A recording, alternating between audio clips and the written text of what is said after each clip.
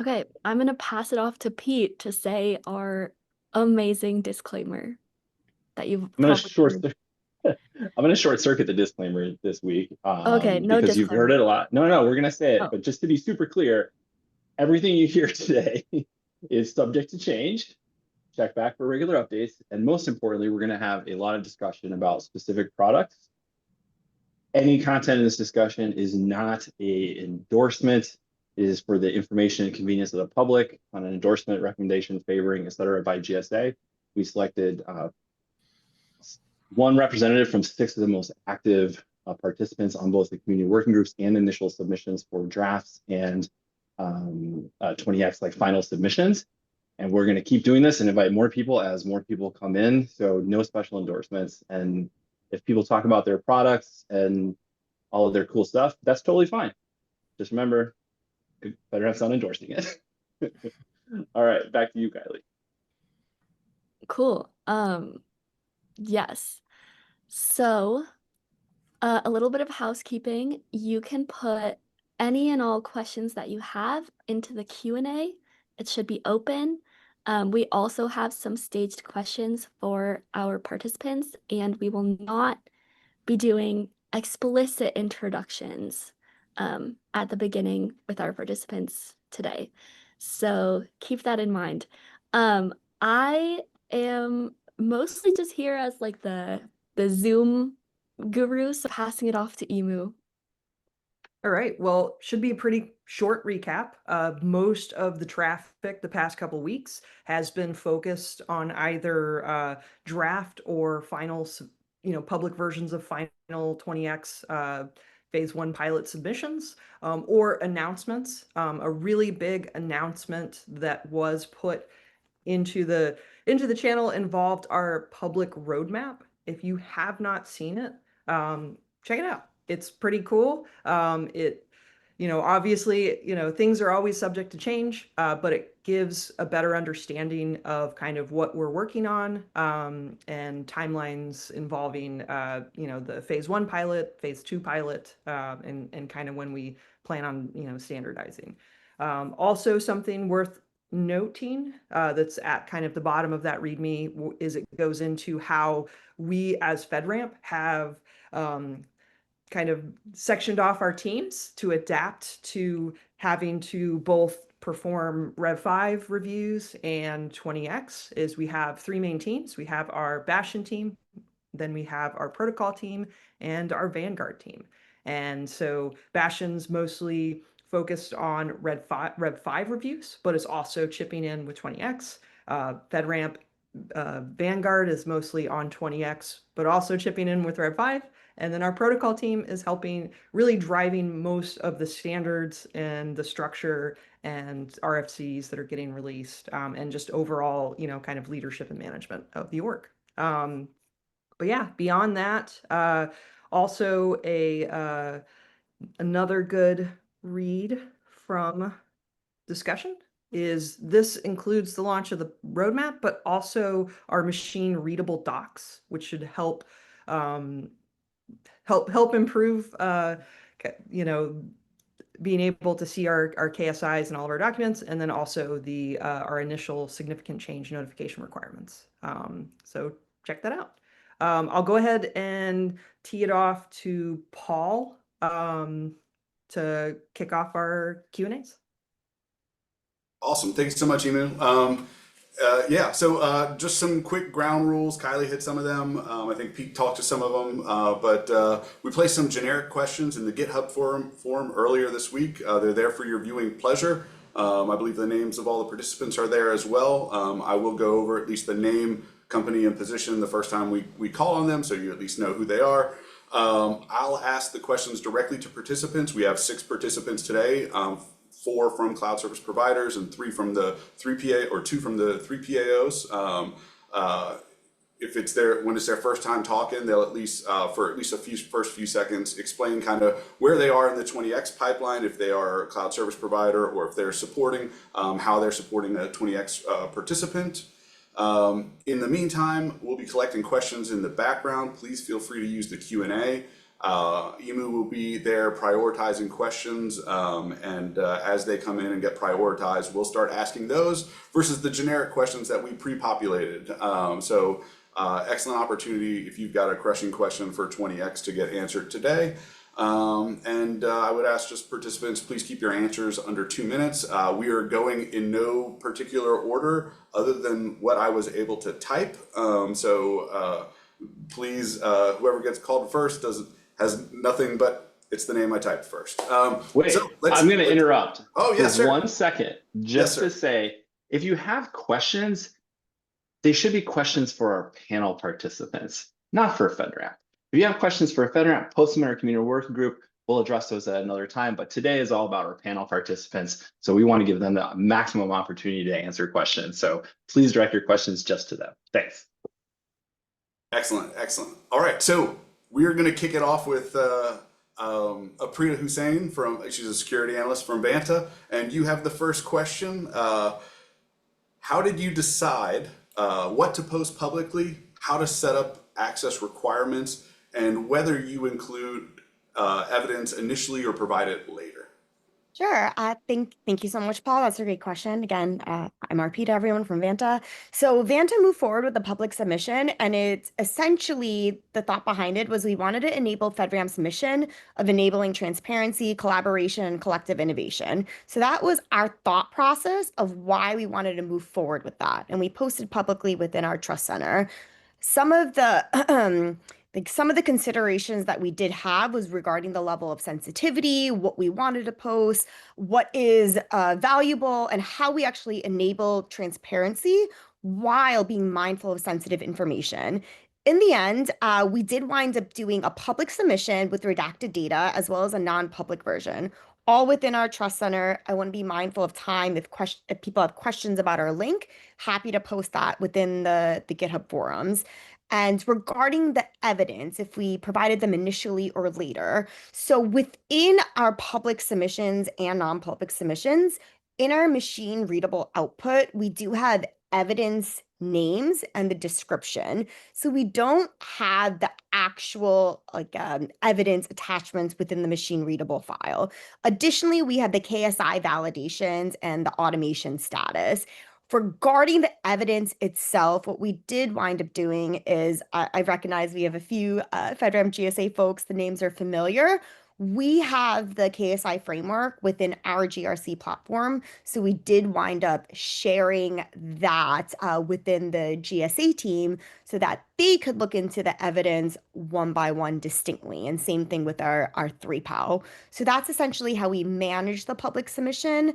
And regarding the access requirements on our Trust Center, public submission, anyone can access it. If you go under resources and FedRAMP 20X pilot, if it's public, feel free to click and download. For the access requirements for the GSA, we wound up setting up pre-authorizations for the team so that it was a simple kind of, click, enter in your email address and not any finicky login requirements. So that was Vanta's approach.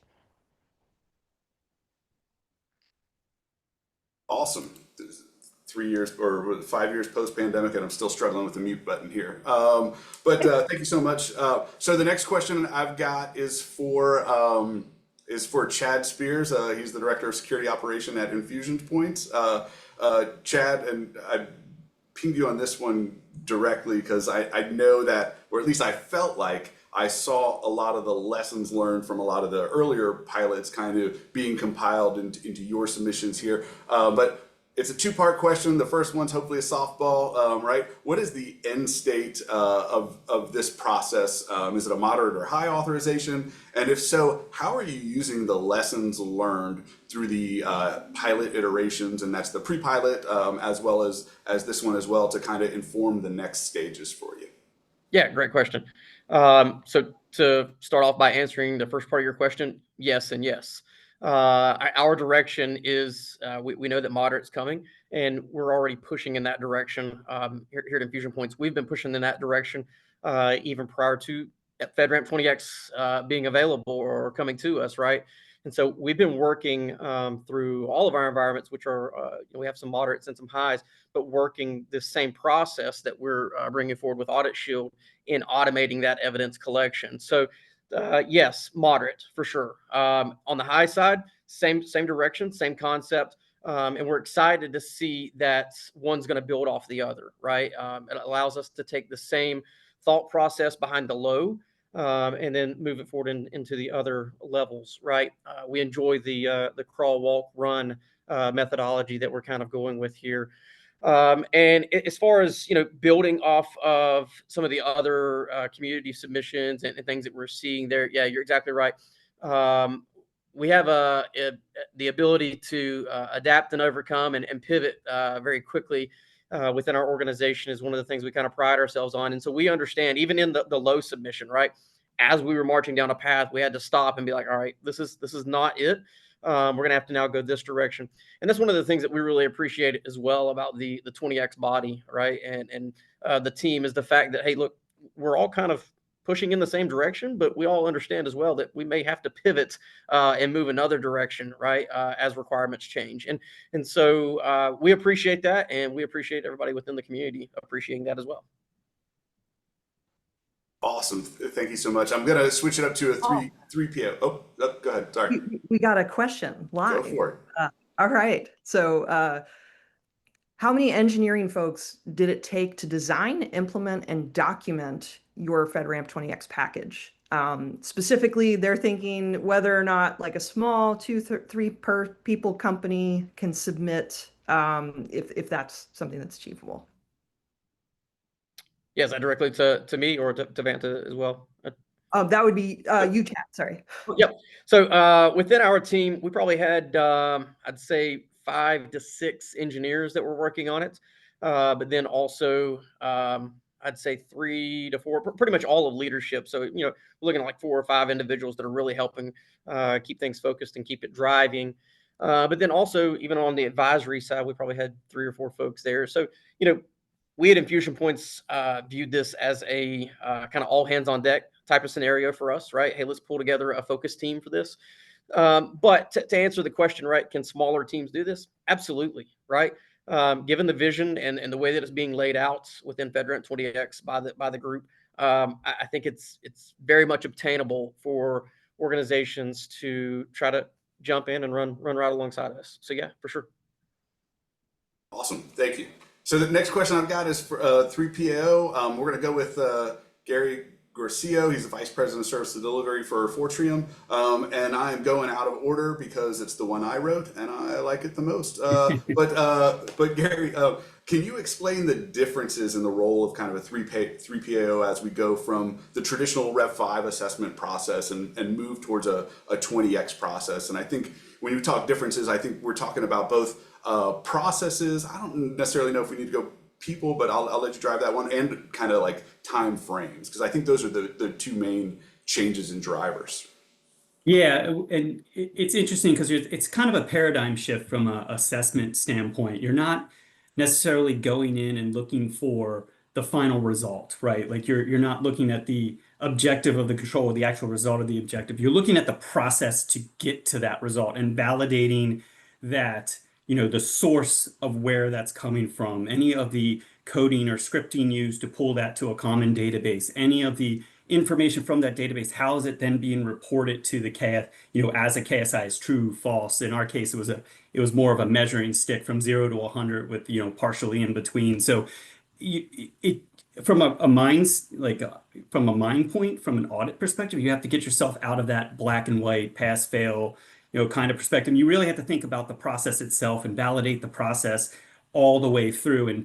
And from a person standpoint, you're now starting to look at individuals who don't just have that analytical capability, understand kind of what the objective of the KSI or the control is, but you also need someone who has some scripting understanding, how tools talk to each other. Can they, in our case with InfusionPoints, we reviewed Python code to make sure that the code was pulling from the right place. And then we they built that in Lambdas, and then they put it into a DynamoDB before they produced the results. So we had to follow that from the beginning all the way through, make sure you're capturing all the inventory, all the different accounts, all the different assets. So some of it is still the same. You still have to know about the system up front, how they're approaching those KSIs, how the system's architected, what the inventory is, what services they're using, what tools.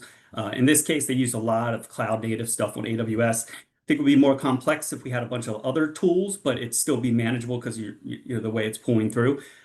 So I think that's, from my perspective, the big shift is the mindset. We're not looking at the black and white. We're looking at the process to create that final KSI. And then the individuals who are going to be doing the assessment work are really becoming, validators of that entire workflow and that process so that that KSI output is accurate. And false could be positive from our perspective, because if it's accurately reporting false 0, 50, the KSI might be working perfectly. And that's something you have, it's not necessarily our place at that point to say, oh, it's a risk. It's, it's working right. And then it's up for the agencies or, the government to absorb and determine what they want to do with it next. Awesome. And I think we have this this notion that, like, in the Rev 5 process, and tell me I'm off the charts because I'm okay with being wrong. Been married long enough to know I'm wrong a lot. We have this hypothesis that, like, in the Rev 5 process, there's a heavy 3PO presence for a short period of time once a year, right? And I think with this adjustment in process, you get that less heavy process for a short period of time, and you get more, I would say, maybe a lower bandwidth, but more across the life cycle of the CSP, which hopefully gives you greater continuity and things like that. Is that kind of accurate in some of the timeline changes? Yeah, and I would say we'll see as the pilot goes to normal case. I mean, we certainly it came quick, so we had to readjust some schedules, but and to make it work. But if you think about the equivalent to a low impact, the LI SaaS would probably be in the Rev 5 model. You're probably talking about a 6-week process from the time, like, you do the interview, there was a web app pen test that had to be done, you document the results, put it into the final report, submit the thing. So you're maybe a kickoff meeting 2 weeks before that. So you're talking maybe an 8-week window. We got this done 3 weeks, Chad, and that was because we were shifting KSIs as we were going too. Yeah. So if it was like, if we knew all the KSIs going in and the CSP has a really good idea and a good plan, assuming they're in good shape, you could probably turn this around in 2 weeks. Yeah, for sure. If I could jump in on that real quickly.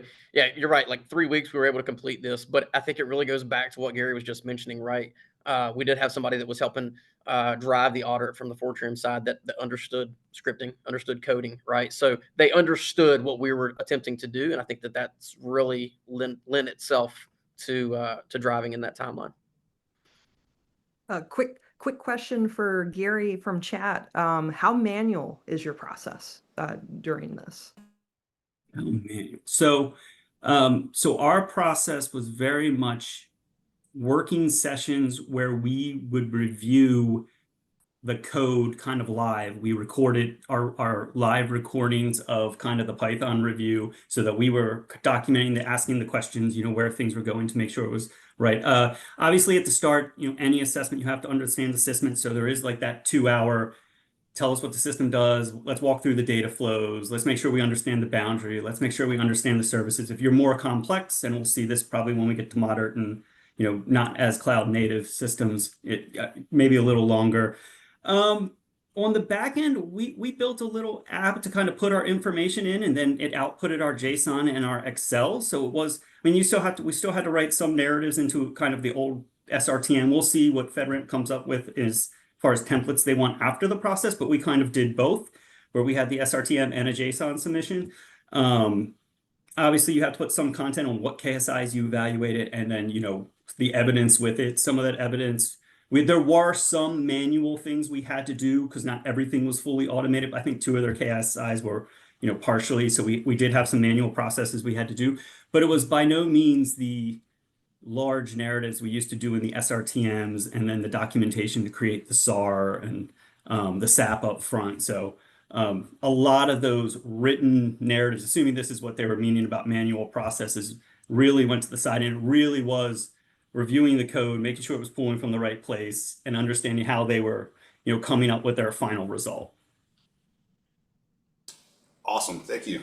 All right, so we're going to stay on the 3PAO side. Christian, we've got Christian Baer from Schellman, and he is a technical fellow. And we've got a semi two-part question for you.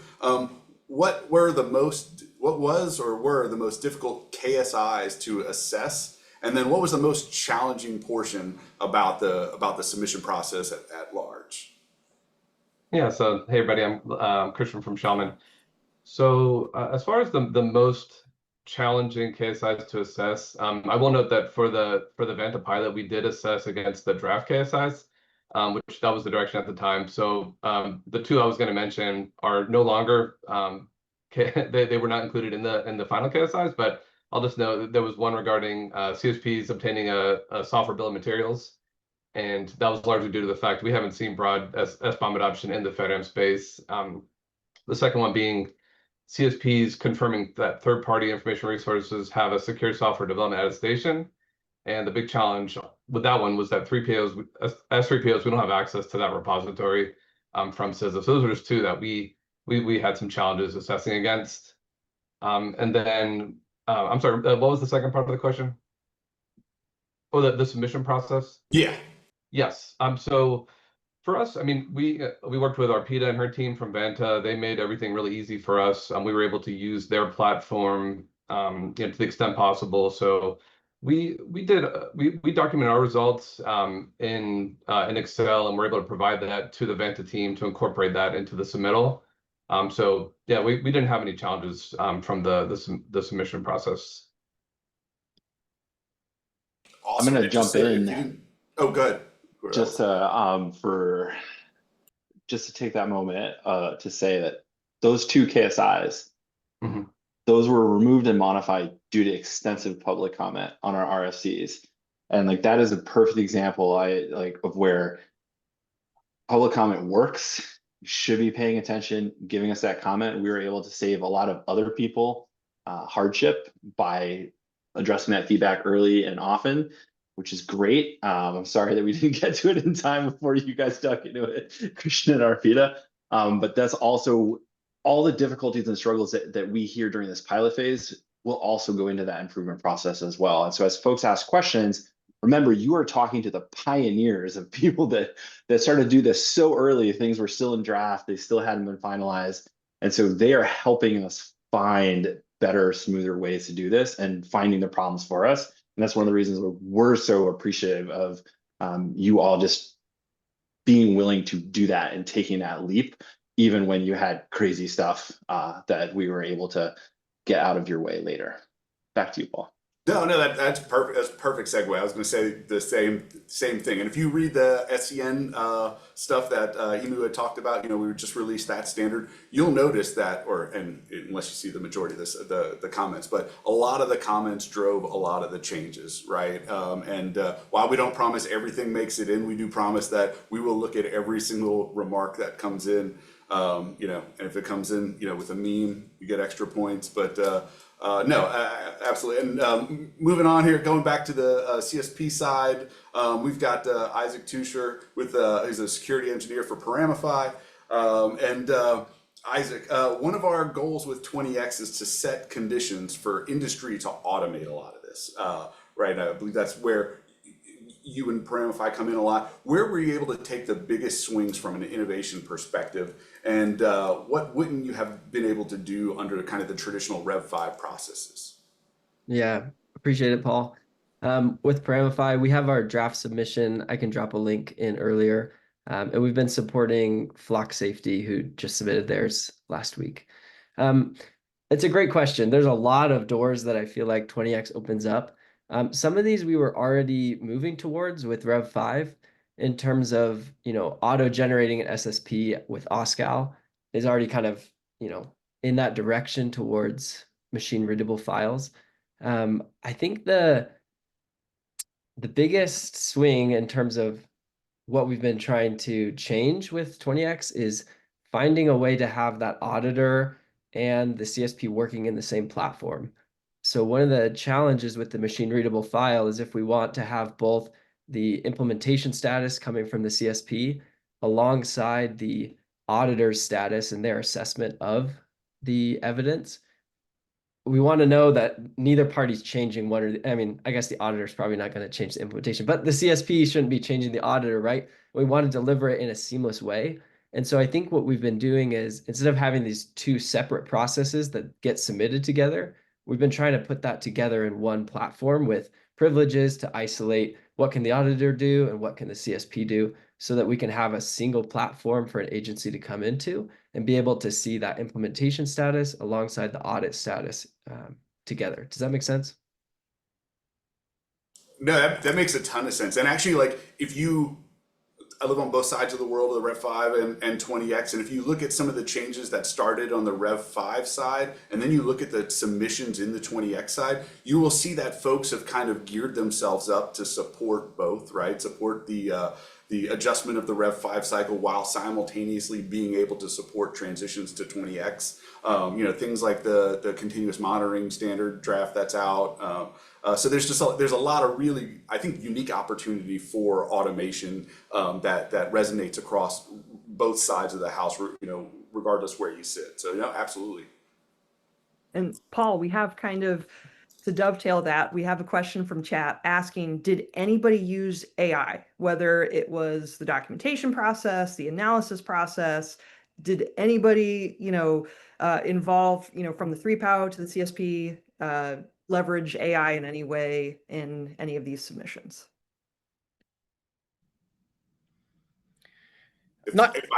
Good.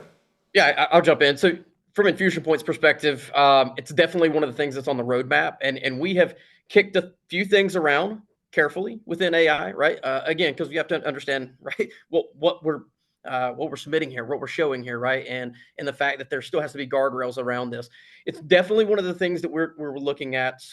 Us being an AWS partner, we're leveraging some of those toolings that are available. Waiting for some more of the machine learning and language models to be available in the Gov side a little bit for us, and they're coming.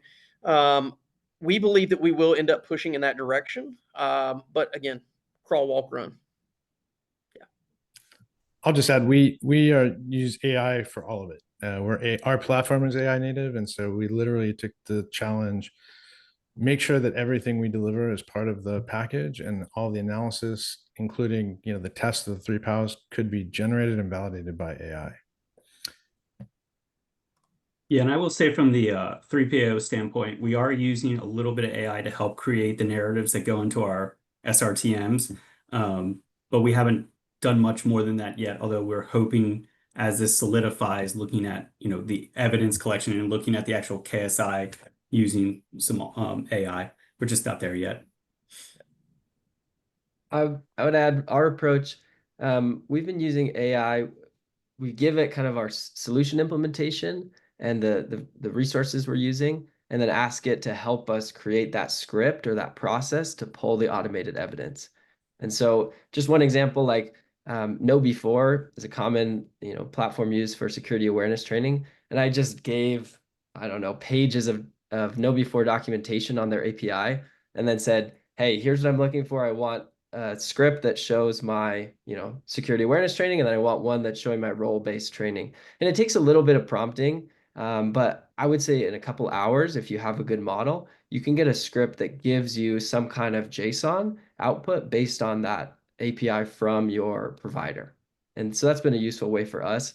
I think the challenge has been making sure that the AI use is transparent so that the auditor can see how it's actually working. Just getting a response from a chatbot that says you're good to go doesn't have the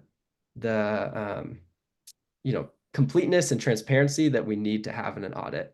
And so I think the AI to make the script has been a spot that we feel happy with.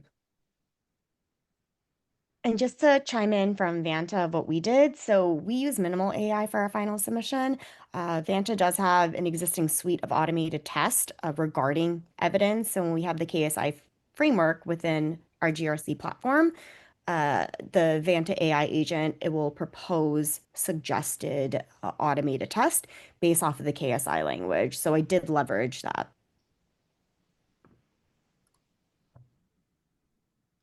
Awesome. Thank you.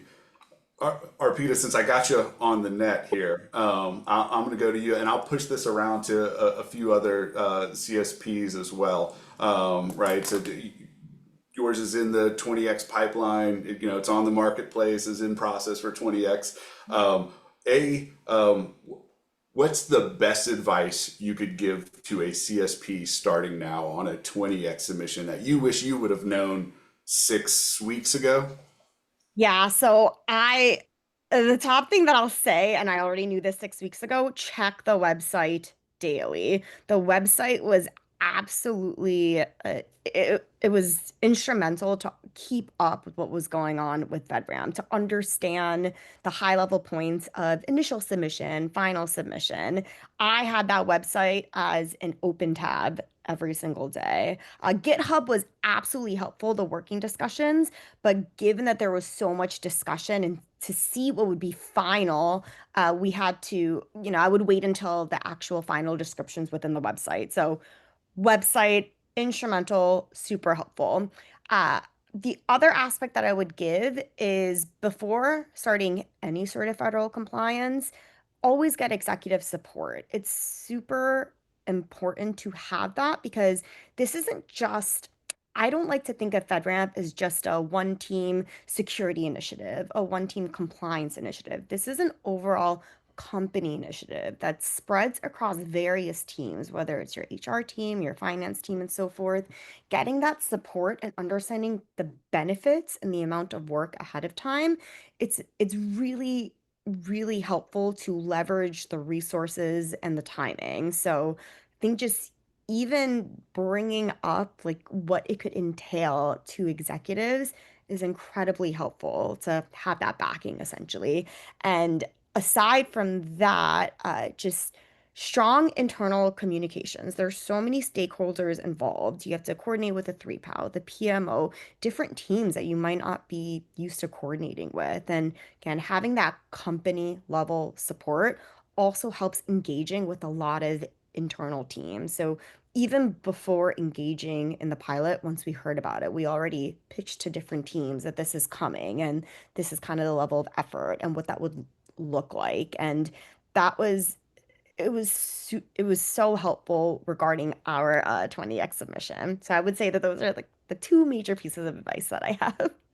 No, that's great, and you hit the next question too. So I'm gonna no, thank you. I'm gonna say same question, Chad from InfusionPoints. If you could go back, 6 weeks to the start of this, what's the number one thing that you either did that you're super grateful for, or didn't do that you would totally recommend somebody start with? Yeah, I'm going to say this as a laughing moment. Know your staff's vacation schedules. Because as soon as all of this came out, we had probably 3 to 4 of the main engineers, that, including myself, that were helping drive this, was like, oh, I'm out this week. But again, I'll tie that in with saying this, right? Get involved in the community. So everybody's out there looking at the GitHub community and looking at the conversations, reading the conversations. It's one thing to read them, but it's another thing to be involved in them, right? So I would definitely, preach that and say, hey, get involved. Understand that this is a community effort. You can help be the change a little bit as well. So putting your ideas out there, and then taking what others have put out there as well. Don't try to reinvent the wheel with this process, right? Again, we're all driving in the same direction. I'm going to tack on as well to kind of the second part to what Vanta was saying there is having that buy-in from executive, but I'll say more so, a company direction, right? Reviewing this holistically in your organization as an opportunity to be a front runner, to be a pioneer in the 20x space, and really drive your organization there. And at InfusionPoints, we've made this a priority, right? We have other projects that we put on hold because of this, and just get fully invested in it, I think. Awesome, thank you. Now, Robert from Sunstone, y'all were one of the first pre-pilot submissions in the queues for us. Same question. What advice would you give? But also, as you were kind of starting, as one of the first ones, what was the most helpful set of resources for you as you were building your package? Well, I'll start with that answer first. I mean, I found the GitHub repos to be the most helpful because I think it allowed us to bounce ideas off you and the community, get good feedback. I learned a lot of things from participants here on this call. We borrowed some ideas from submission posts in the GitHub repo. So I felt the GitHub repo was great and set the tone that this should be machine consumable. This should be a repository of information that's going to live beyond the initial process. And so that's why we're using a GitHub repo as both our public and private submission mechanism. In terms of, how would I approach this differently? We've had to shift during the process, and so we've focused more of our later effort in really helping define the methodology better for the 3PAL. So we're, again, hoping that the 3PAL can execute the assessment completely automated. So that's, obviously we focused on how we as a CSP could automate as much, if not all of our process as possible. And now we're focused to tidy up the final package. How can we make that assessment executable for the 3PAL? And to, I think it was Isaac's point, because we're using AI, not just give them transparency on the AI, but literally give them the AI to execute themselves so that they can see how it's working and then generate their own assessment of, how we got to the KSI values and how we approach that. And then the only other thing I'll add, which I had posted earlier in the GitHub discussions, is we drank the Kool-Aid. We very much saw this as an opportunity to look at security versus compliance, and they're both important. But we're looking at this as a reset for the mentality of looking at security operations and measuring how well that is working. I could put a big lock on my front door, but I leave the window open. What good is that? So how do you measure the effectiveness of your security program? And so all of our KSI measurements are about how well is this working. If I have a policy, how well is that working? If I have a plan, how well is that working? And so we're having to put a lot more effort into the simulation, the red teaming automation, and how we're attacking our own system. And that's really, we built our platform on top of essentially a template that was already high ATO audited. And in doing that, we found security problems, even for our low level of impact. And so, that has proven to us that when you approach this through the lens of measuring security and having security as the indicator, rather than just compliance being important, that you actually see, where to improve things overall. And we do plan to go back to those high ATO'd systems and apply some of these lessons learned even in this low process. No, I'll send you the money I owe you for stating that later. But no, I greatly appreciate that. I do really like the whole shifting the mindset from compliance and starting to see new issues that didn't arise during kind of the compliance phase. And I think that really gets to the heart of where we're trying to go.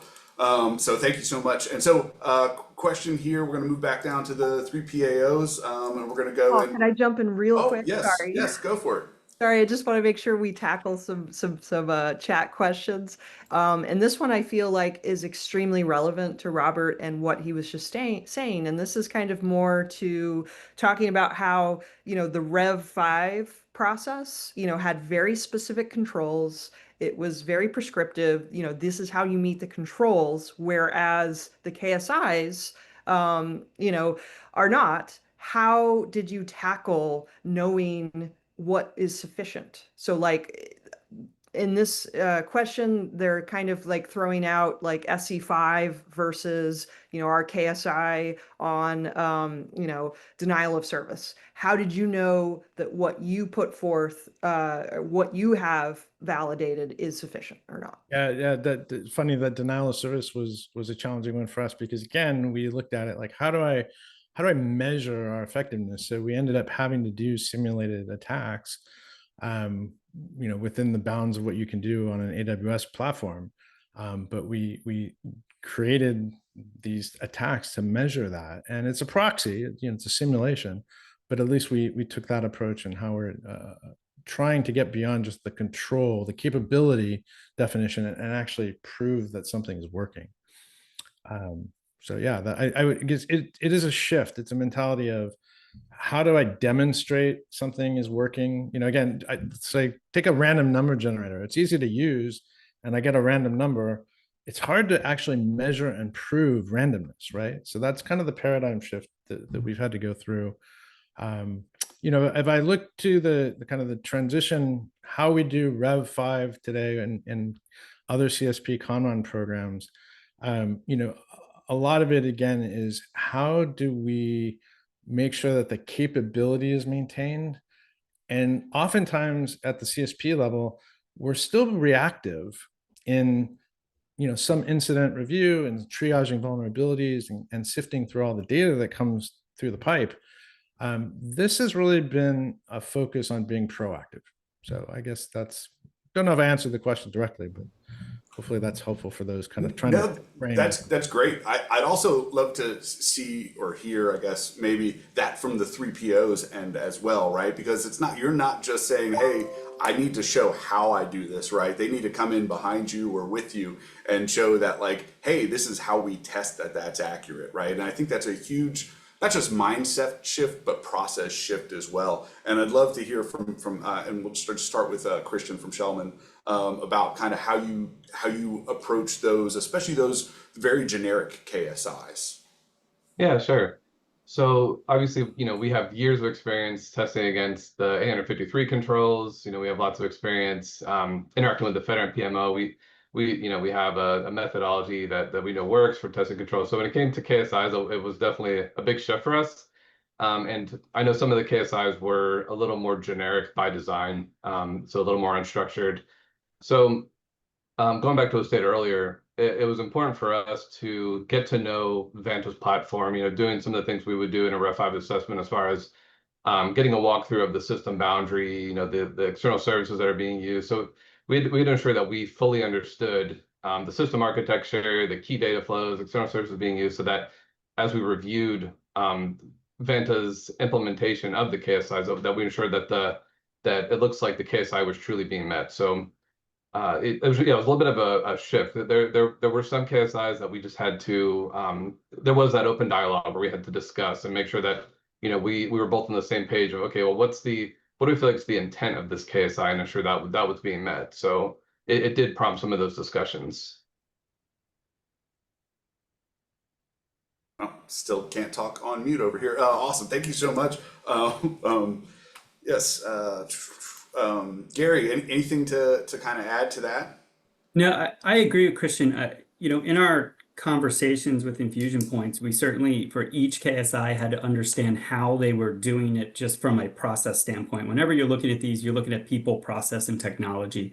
The technology is actually obviously the implementation through the KSIs and where you're pulling it for some of the, you know, configuration settings. But when you talk about incident reporting or contingency planning or something like that, you have to understand how are they doing it, and then you're trying to figure out how can you automate that, or how do you work with them to pull that in an automated fashion. So we would walk through exactly how they're creating their tickets for their incidents and how that's working through a workflow, and then validate that they're capturing all that in their KSI. So I think, you know, you don't lose that kind of objective-based auditing or assessment approach. You still have to do that. It's just the end result is a little bit different because you're validating, again, that KSI as opposed to the final output. So you still have to understand, again, the entire inventory, the boundaries, the data flows, you know, for each of these different things that you're looking at. Awesome. All right, so we're gonna go back to, unless anyone's got something, we'll go back to the CSPs, and it revolves around some of the generic wording over here that we had, right, is the machine readable format. And I think that caused a lot of angst, but I also think opportunity to utilize, right? And I'd love, just from the CSP perspective, and I'll go backwards here maybe and start with Robert. Was there, or I guess, what led you to the machine readable format that you leverage, right? Is it something you leverage already, or is it, you know, how did you get to that? Well, Paul, if I put on my OSCAL hat. Then, have you been wearing that the whole time, or Or did you just throw that on for this? I wear this every day, all the time. Ask my wife. We always have, since 2019, we've worked very closely with NIST and made a huge investment. Not because OSCAL was anything, that the world hadn't seen before, but because it was a good set of design principles that were very opinionated. So fast forward now 2025. To us, it doesn't particularly matter if you use OSCAL. It's that you have to use, something that is JSON, YAML, modern, Markdown, that is now machine readable, and again, we would say AI readable, that allows you to structure your framework, whether it's a control-based framework, whether it's a measurement-based framework. And as we've seen a lot of the conversations, I just keep mapping back, that's an OSCAL, that's an OSCAL. So it's good enough for right now. We're hoping OSCAL and other standards emerge and get better and simpler and easier to use. So we're hoping to help and give back to the open source community to make that happen as well. Isaac, I'm going to go over to you unless you have an OSCAL hat on as well randomly right now. I do not. I mean, we love OSCAL. We use, like I said, for our Rev 5 SSPs and stuff, we do all OSCAL at Paramify. We did YAML for our machine readable, mostly just because it is a little simpler for a human to read. Of course, the focus is machine readable, but it's nice to be human friendly. But yeah, I mean, we're happy to see however it works. Some, I would say, of the design of the machine readable was already built by us, and then others was designed for 20x to support. The one thing I would say that we had to be aware of is sometimes there's multiple evidence objects needed for a single KSI validation. And when we first started, we're like, oh, one KSI, one evidence. But the reality is a lot more complex. And so having flexibility in the machine readable format to support multiple evidence, multiple assessment, passing and failing was useful. No, awesome. Thank you. And I'll push this over real quick to Arpita. Sure. So I have a similar answer to Isaac. So we essentially went with a JSON file, but mostly for simplicity, readability, flexibility. Like Isaac mentioned, it wasn't that one KSI had one evidence. There was multiple pieces of evidence attached. We found that with the JSON file format, and also given that we were iterating quickly, this is something that our product team was fairly familiar with. We found that it met those needs. It was easy to decipher what the KSI was and the types of evidence, the number of pieces of evidence. So that's essentially the direction that we went, mostly for simplicity and readability. Awesome, awesome. And over to you, Chad, and then we'll move over to Pete to give out, I think, a closing question and remarks here. Yeah, very quickly. So a lot of what you've already heard, right? So we chose JSON here at InfusionPoints, right? That was kind of the easy part, like, hey, pick one, YAML, JSON, whatever. But the big thing for us was like ensuring that we're providing enough, but not providing too much, right? So breaking it down into bite-sized chunks. We do have an unredacted version of the JSON as well that has all of the evidence. And hey, if they want to sit there and scroll through the hundreds and hundreds of pages of all that output, it's there, right? Again, that lending itself back to the machine readable. But then also, we understood, hey, we're working with 3PAO. We got to be able to prove this and make it clear and concise to read. And so that's where we started mapping back the KSIs. It's very easy to see, hey, is it validated, is not validated evidence, and true false type of statements. So again, bite-sized chunks for us. Awesome, thank you. And I think, Pete, you've got a kind of a closeout question here and some remarks. Yeah, I kind of want to run this through the whole panel, if y'all don't mind, maybe like 30 seconds to a minute, sort of closing thoughts. One of the things that we're constantly asked is, how do I know if I'm ready to participate in the pilot? And it's always been from our side, well, you're going to be making up a bunch of stuff. You don't have tools that exist for you. Like, you're going to be committed to just trying to figure out and argue with your 3PAO. Like, maybe if you're asking how you should know, you should hold on until after the pilot and pick up what everyone else says. But I'm really kind of curious from your perspective now that all of you have participated in some way, shape, or form in trying to address underlying concept of the core 20x goal. What's your advice to other people that are just catching up right now, that are just coming in for the first time? Should I do it or shouldn't I do it? Like, would you say, how would you respond to that? Should they wait? Should they try? Who should they talk to? If they want to try, where should they go? Let's do quick thoughts. I'm going to go by order. Christian, what do you think? Yeah, I'll try things quick. So I know one of the disclaimers on the pilot page, it even said, if you don't like ambiguity, or if you like things that are well defined, this pilot might not be for you. So I think that's that to me, that's kind of the key point. It's if you like some more structure, then you might want to wait till later phases. But yeah, I think obviously it's up to each organization to make that commitment. I do think organizations just need to, I think for me, the key part, especially with repos, I want to see that there's a clearly defined boundary. So if you don't have that part established, then I would not explore 20x until you've nailed that down. So fantastic. Chad, how about you? Yeah, appreciate that. Going right along with kind of what Christian was stating there, right? Being able to adapt and pivot quickly, understanding that, hey, this is kind of ebb and flowing. This is very fluid. But I'll say this overall, right?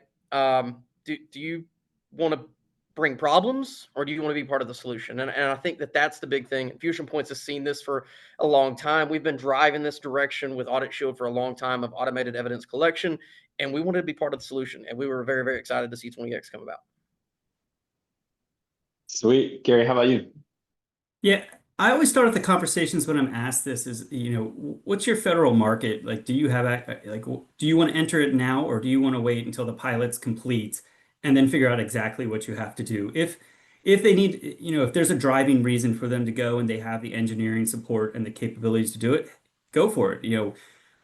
There's enough out there on the GitHub to kind of get you started. And if you have the engineers who can do it, go ahead and participate in the low pilot. Otherwise, if you have a system that's already authorized or out there, wait, see what happens, see what that final thing is, and then make a decision to switch at that point. So that's kind of the going advice from our side at this point.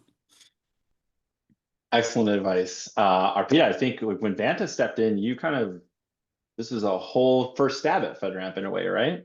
Exactly. So we had already been thinking about the traditional Rev 5 path. So we've already had FedRAMP on the mind. So I would say that if a company is already thinking about FedRAMP, the traditional path, or has it on their brain, had started working on some of the controls, I would highly encourage them to really consider the 20x pilot, because people, if you're already starting the traditional path, then you're aware of what it could entail. And I think that there is no harm in investigating what that path looks like.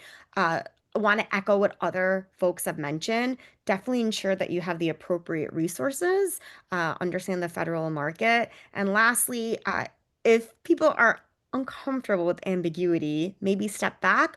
But I really want to encourage people that this is our moment to define requirements. And FedRAMP PMO has been incredibly mindful and flexible in terms of shaping the program. So I actually think that the ambiguity can really be worked to our advantage. That's amazing. Robert, anything to add? Yeah, I would certainly encourage those to self-assess, where you are in your cloud native maturity. If you're still logging into EC2 instances or VMs, if you're working with, on-prem systems, you might want to wait until this matures a bit. It's much easier to do if you're containerized, if you're using infrastructure as code, if you know what GitOps means, if you have fully automated pipelines. It's much more tractable. As things mature, I think there will be a bridge to getting all of those systems under the umbrella. But I would let the cloud native folks kind of be the pioneers and learn all the painful lessons, and then bring that lesson back to the community. Couldn't have said it better myself. Isaac, any last thoughts? Yeah, I would agree with what Rob said. If you have a solid software development process, and especially if you've done SOC 2 or other audits, I think you can go through this much faster than a traditional FedRAMP. I mean, the barriers to FedRAMP have been cost and time mostly, and those are both reduced dramatically with 20x, and so it works really well. I'll drop this in the chat real fast, but expand on, actually, it's a little too long. I'll put it in the GitHub, but there's some great resources from NIST on how you can take what you've already done in terms of your SDLC and the common controls that you have and apply it, which I think really fits with 20x. I can't say thank you enough to all of you. I know that there's a bunch of questions, additional questions in the chat. Obviously, we can't get to every single question in the world. We'd be here for 16 hours, and they have to all go work on their submissions a little bit more. So I strongly encourage everyone to really pay attention to the community. We're going to try to start making these meetings that we host more intentional, more informational like this, to provide sort of a counterpoint to the GitHub discussions. As part of that, I expect shortly we're going to be moving these Zoom style meetings to monthly so that we can spend more time preparing and like really investing the effort into them to bring you panels like this. If this made sense and you appreciate it, let us know by participating actively in the community on the GitHub side of things. If you can't access GitHub, you can always send emails, and we're always open and happy to hear from everyone. I think the key thing for me throughout this process that I've learned has been you can try to do something without knowing exactly how you're going to do it and still get to something that looks good and kind of works. And there's obviously like we're building that bridge right now, and our panel participants and many others who weren't able to participate today because we had to keep it to a small number. They were all building this bridge for all of us to go across. And it's hard on the front of the bridge, and it's complicated and it's scary. But once we get that bridge built, there's going to be tools, there's going to be capabilities, there's going to be processes, there's going to be a lot more clarity. You're going to have very experienced 3POs with some really smart technical architects that are willing to approach this differently and get involved. And you're going to have CSPs and GRC tools, the automation that you can plug and play. And like the faster we do this, the more we can bring folks along with us in a couple of months. But right now, my strongest sort of vibe on this is it's working. We're building that bridge. We're going to get across. And once we do, there's going to be room for plenty of people to come after us. So pay attention to the pilot, pay attention to the community, participate. But at the same time, if you just want to wait for us to get that bridge built, that's totally okay to do that. All right, everyone. Thanks, everyone. We'll see you on the other side. Have a good day. Cheers.